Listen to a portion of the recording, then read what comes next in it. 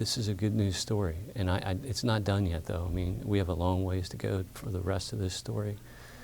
I'm a little bit hesitant to do any of this because I don't want it to seem like, oh, hey, the chief's back. I'm not back yet.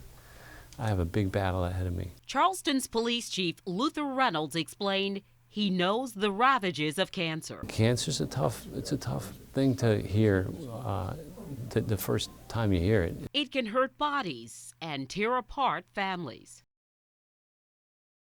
The chief said back pain in 2021 led to scans and tests and eventually chemotherapy, which did not work. In my case, I got really, really tough chemo, and it actually got much worse. The chief said a difficult diagnosis sent him to Mayo Clinic in Minnesota, where he got more news about the disease. Type of sarcoma, there was only 100 or 200 cases ever in the history of diagnosis of this type of cancer. Chief, what was your reaction to the news that they would have to amputate your leg? I said, Doc, I do what you got to do. I want to live. I want to survive. I want to make it. You know, I want to have more time. Weeks after his leg was amputated, the chief said he's now looking to find balance. My mind is good. I'm very mobile with my crutches, and I have different ways of getting around. I'm going to start driving soon. I mean, that's an interesting kind of thought. I will be driving, and I'm looking at that process, what that entails. So I'm getting much more independent, looking at a prosthetic, and there's options, although this is pretty intense, the surgery I got.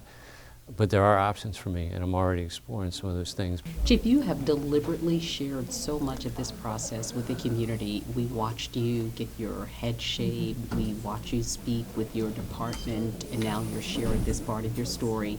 Is that important to you, and why do you do it?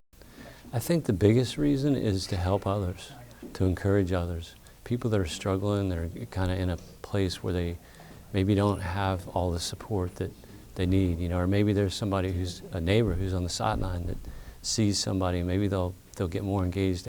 We can be brave. We can also somehow make good out of something maybe not so good. Filled with gratitude for his wife, his family, friends, his department, and hope for himself and others, the chief offers this. I'll be back in full duty and full force and fully engaged in all of the important things that we do in the city.